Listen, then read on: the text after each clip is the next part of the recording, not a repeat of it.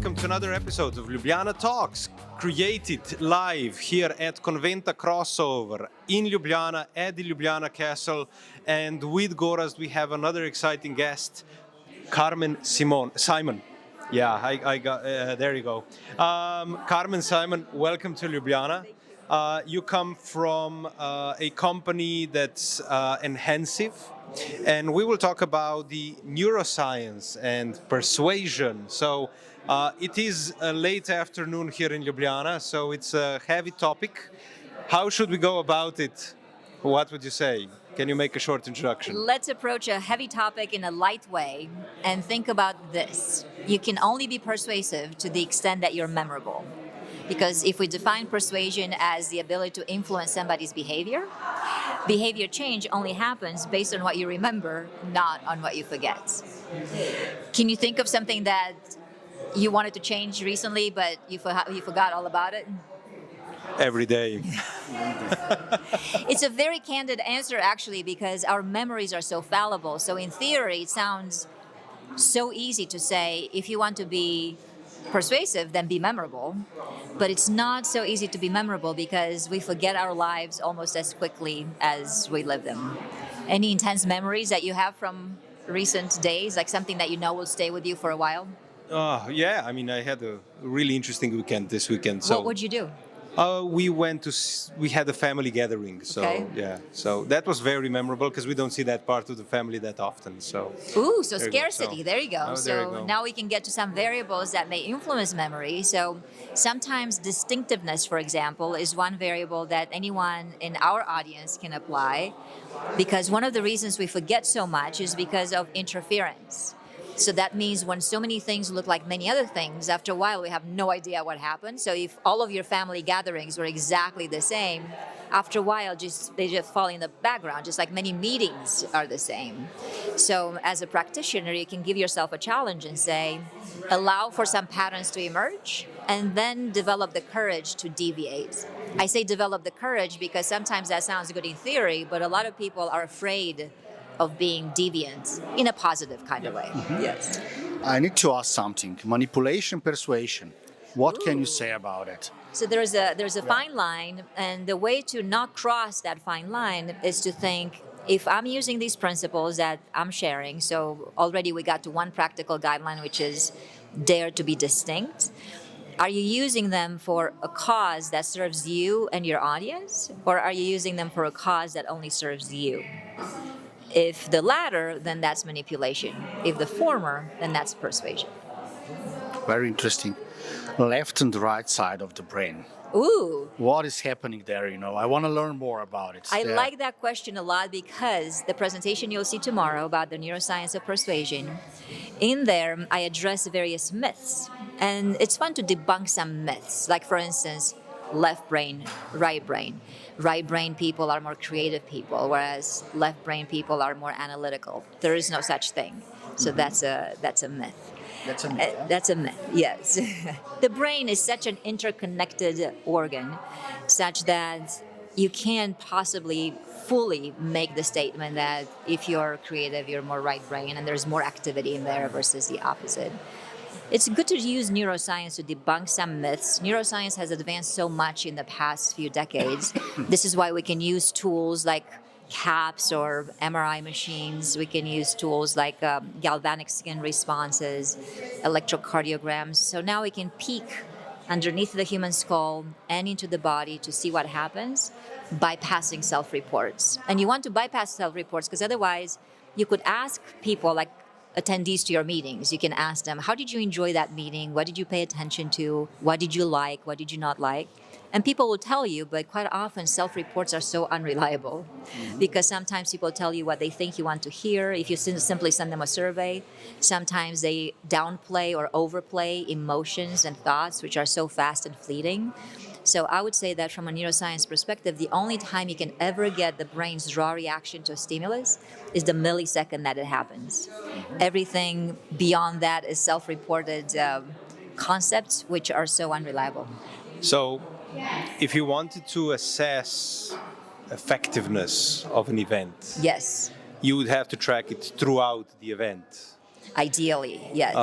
Because I guess it also depends on the moment that you ask the question. Because my question was, what is that perfect time to ask the question? Is it Yes, the moment right, that it happens. right at the end of the event, or the next morning, or when are the people when are the people the most objective towards a certain event that has happened? It is very difficult to be fully objective of an event because you always bring yourself to that event. And things fluctuate so much. So what we do in our neuroscience studies is we will observe what happens with the brain and body in the moment. And then 48 hours and beyond, we assess long-term memories. I say 48 hours if you're asking what is the best time. 48 hours and beyond to assess some memories because memories are hardly ever formed instantly.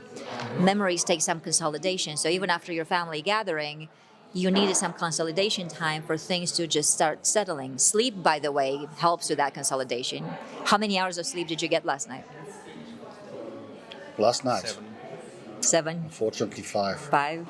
So see, it's funny how between the two of you, if we take the average, you would match what, at least for us in North America, about 60% of people get 6 hours or fewer a night. And it's unfortunate because that's not sufficient for your memories to consolidate. So if you ever feel fuzzy or if you ever feel like you're not remembering things as much, make sure that you sleep. This will play out in events as well. So as you plan events, a lot of people think, let's just keep all the attendees late at night. Let's just have a great time. And in some extent, that may help with relationships, but it may not necessarily help with consolidation of memories. Very interesting. Another myth I want to ask about introverts, extroverts. Ooh. What can you say about that? Is this a myth or it's true actually that we So have? that one, I love how we're playing the true or false. That one, for some personality traits and styles, we have started to find some neuromarkers. And for example, for people who have the introversion, extroversion, we have some neuromarkers. For people who are more or less open to new experiences, for those we can find some neuromarkers. For example, I did a study where I was looking to see how introverts versus extroverts are handling objections. Because at some point, all of you are in sales. You have to persuade somebody of something. You have to convince people to come and visit you or not come and visit you. And I was noticing that as you're starting to improve your skills, for instance, AI tools are now starting to become more prevalent. So for introverts, extroverts, they can improve their skills and objection handling skills when a customer says, I don't want to come and visit you. And an introvert is more likely to use an AI tool repeatedly and practice the exact same task versus an extrovert prefers a lot more variety, you see. So there are some dimensions where we can take into consideration personality. A myth, though, that we can debunk is learning styles. People will say, you know how some people consider themselves more like visual learners, auditory learners. There is no such thing. So learning styles are a myth. You may have a preference that you have developed, but by default, 60 to 70% of our body receptors, which is how we take in the world, and we start building memories, and then that's how we change behavior, are visual. All of you, as long as you're visually able, are visual beings. Okay. Very interesting. I'm really always. I'm thinking a lot about the brain's this super machine. Actually, do we know everything about this super machine? No. Huh? Yeah. No. If we did, I wouldn't be here. I would be sipping cocktails in the tropics with little drinks with umbrellas in them. We have not decoded the entire organ, but in the past few decades, we have discovered more about the brain than in the entire history of the brain. We used to know only 2 or 3 regions in the brain. Now we know more than 200. And not only do we know so much about the regions, but we are able to connect some physiological and psychological processes through these new technologies that we have, like fMRI and EEG, which is what I use. So we have been able to discover so much and then link it to some practical guidelines. For example, I'm noticing in all of my research, no exception, that the business brain forgets about 90% of all the content after 48 hours. Gone. And 48 hours, yeah. After 2 days, most of the things that you have shared with your audience is gone. And the little they remember, let's just take that 10% message as a metaphorical number, because sometimes they may remember or forget a little bit more. But on average, that 10%, if you're not deliberate about it, is left to chance. So that means that if you're addressing an audience of 10 people, 100 people, one person may remember something, another person may remember something, another person may remember something. So your responsibility, if you really want to be persuasive, is to control that 10% message that people tend to take away long term and not leave it to chance. Otherwise, if you leave it to chance, persuasion is much longer in time. So, to be persuasive, are there certain tools or rules that one should follow to be more persuasive? Yeah, so already we talked about control your 10%, make sure that you're in charge. And to control, you have to clarify it. A lot of people aspiring at being memorable and persuasive, but very few know what they want to be memorable for. Do you know what you want to be memorable for? That's why we have this podcast. Yeah, very nice. It's all recorded, so even if we forget. Yes, so clarify, revisit, which actually you're bringing up a good point. One of the variables towards memory and persuasion then is repetition. There's no secret, repetition is the mother of memory. And unfortunately, as adults, we have learned to resist repetition because we're thinking, oh, maybe I said something once or I saw that podcast once, that ought to be enough. No, it's not enough. You have to go back there again and again and again if you want some consolidated yet again memory. Are there, let's say, other tools that you can add on to be more memorable? I don't know. Yes, we know sure. that wearing a tie enforces the feeling of security with the audience and stuff like that. Are there I things really like like where you're going. So just about a year and a half ago, I did a study on the importance of attire in business settings, a neuroscience study, because you could do a behavioral study. So for instance, you two can be wearing suits, other people can be wearing casual attire, and we can expose you to an audience, and then after the fact I can ask the audience, which one of the two presenters or business professionals did you like better or did you learn more from? When you have the neuroscience gear on, that's when I can tell without asking. So I had 3 experimental groups. Group 1 was exposed to a seller who was wearing a casual t-shirt. He looked like he just came from the gym. Group 2 of buyers were exposed to a seller who was wearing just a button-up shirt. So imagine you didn't have your jacket. So still professional, but just a shirt. And group 3 was exposed to somebody who was wearing exactly what you're wearing, which is a button-up shirt plus the jacket. And tie or not? No tie. Okay. So we figured that in business settings, especially when you're presenting virtually, you don't go all the way. So you're still keeping it fairly confined. But what we were noticing, especially after the pandemic, is that people were starting to dress down. Buyers, sellers, anybody in these circumstances were just looking like they just came back from some casual encounter outdoors. And I was wondering if that has an impact. Flip-flops, Well, the shoes we don't get to see, the pants we don't get to see, we hope they're there. So what I noticed is that you have to really dress to the audience. You cannot possibly take it down a notch. So the group that was exposed to the formal attire, not the casual one, was the group that paid the best attention, was the group that was motivated to keep going, and was the group that eventually ended up remembering more from that circumstance. So dress up, do not dress down. Okay. Very interesting.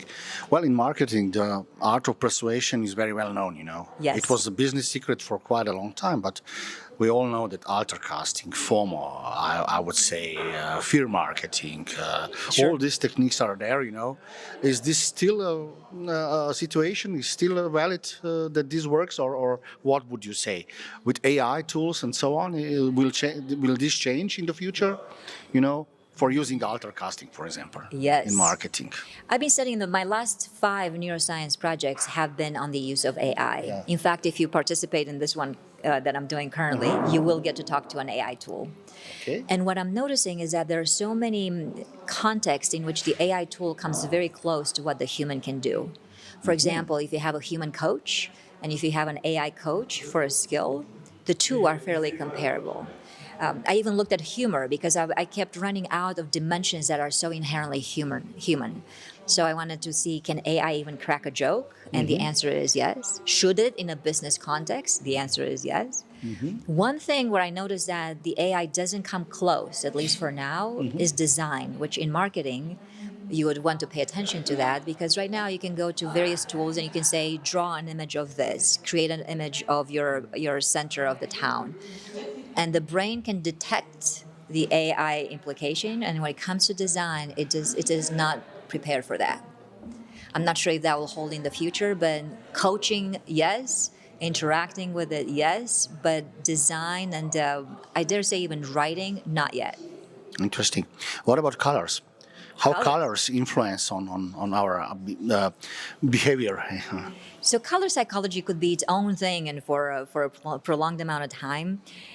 I'm not a big believer in saying if you use blue, for instance, suddenly you'll put your audience at ease, or if you're using green, that suddenly is the color of money. I wouldn't be so concerned about color. I would be concerned about two things. One is red. Of all the colors, red is the only one that scientifically has been shown to make your breathing harder and your heart beat faster. So if you ever want to have a psychological impact on your audience, be cautious about it. Obviously, not everything can suddenly be red, which brings me to the second point. Don't worry so much about colors, but worry about the absence of color as a contrast. So for example, what I'm noticing in my neuroscience studies is that things don't have enough of a contrast and everything is vying for your attention. So when you go to a website, or even as we're looking at this poster right now, you see the red that suddenly pops only because everything else is a bit more muted. So dare to learn how to de-emphasize so that something can indeed stand out. Otherwise, if everything is vying for your attention, nothing really captures it. Because in marketing, in events, we like to stand out, right? And Yes. we like to, just overwhelm all the senses. Exactly. But then you look at the destination logos, and in a way, 80% of them are really similar. Yes. Why would you say that is? Too much or not enough neuroscience? Yes, so the curse of sameness is something that we all have to struggle. And by the way, good job with this one, because you see the only reason that stands out is because it's on the background of gray and the light blue. So we have to sacrifice something in order for something to stand out. So great job. The sea of sameness, that's a tough one. And one of the reasons we gravitate for the same is because the brain enjoys familiarity. And why is it that we enjoy familiarity? Because familiarity helps us predict what happens next. You see, even though AI is here and is here to stay, and it promises us predictable everything, the most predictive engine on the planet is still the brain. If you don't have a brain that knows how to predict, you don't have a brain that knows how to survive. Because the only way that you survive is because you are very likely in tune with what's going to happen next. And from the brain's perspective, the most important thing is what happens next. Familiarity helps us predict the next moment. So when you have selected a logo that looks like many other logos, is you have catered to your own survival. Because if many other logos have been successful in the past, it's like, well, at least I'm very much predicting the next moment. It takes a lot of courage and a lot of energy from somebody else's brain to say, I'm noticing these patterns and now I'm going to deviate. When you do that, then you abide by distinctiveness, which is why we're paying attention to your logo, because it's distinct. But that takes a lot more effort than the energy, and sometimes we don't have it. Very much like the two of you after 25 podcasts. you may be a little bit full of energy, for sure, because it's very Stand interesting strong. what we are talking about. Stand strong. So why we need neuroscience when we are designing events? We are coming to the end of this discussion, and Yes. tell me why actually we need you and your science for organizing and designing events. You need neuroscience and neuroscience-based guidelines because those typically stem from bypassing self-reports. You cannot trust somebody explicitly telling you how they felt after those events. You want to measure the brain and body in the moment. And even though, let's just say you may not have those means, but at least keep looking for those guidelines where those means existed, because you can't always put gear on people's brains and bodies as they attend events. But some controlled experiments every so often do happen. So in the absence of you doing your own research, use guidelines from other people who have catered to those research guidelines, but try to go for what is implicit and look for studies that have a combination of signals. Even in the studies that I'm showing you, I'm not using just one signal, like for instance, eye tracker. You hear about eye tracking studies, and those are good in theory, but just because something tells you that people are looking more in the upper left corner of that ad versus the lower right corner, that's not going to tell you if they're looking out there because of interest interest or because of confusion. Yeah. So then what do you have to do? You have to ask people explicitly, I noticed that you're looking there more. What does that mean? So then it defeats the purpose because you're explicitly asking people. You need more than one signal. This is why I'm using 4. So the moment that you have a combination, then you truly can bypass self-report. So be very judicious about what you read in the neuroscience literature as you welcome some of these implicit guidelines. So it could be a game changer then for a lot of events, I would say, no? Oh, absolutely. And do remember and keep watching for neuroscience results that talk about memory, because it's only through memory that you can become persuasive. Okay. Amazing. A good meeting is a memorable meeting. Carmen, we are coming to the end of our Ljubljana Talks, so we usually finish with short questions to you. Mine is very simple one, train or plane? And you can elaborate this if you want to. Yeah. Well, given that we are in Europe, you can only possibly choose trains. I mean, look at the natural beauty that you have here, and you can only experience it if you're getting a little bit closer to it and a little bit more grounded. Cats or dogs, Carmen? My most favorite commercial right now, I wonder if it's here in Europe, is an iPhone commercial. Have you guys seen the one that where the guy shows how you can take objects out of a picture? And he's taking his girlfriend's cat out of the picture. And the girlfriend is just livid. Like, you can see the emotion drain from her face when the cat is gone from the picture. Mm-hmm. And then he reverts it because he knows he's now in trouble, so no sex. Mm-hmm. So he brings the cat back. So I'll have to say cats. There's something special about cats. Amazing. And the last one is very political. United States of America versus Europe. In terms of where would you live, or where would you... It's up to you. It's your decision. It's a very short question. It can be a culinary thing. Well, culinary, you would probably have to choose Europe. For the U.S., you would probably have to choose it if you're thinking about innovation.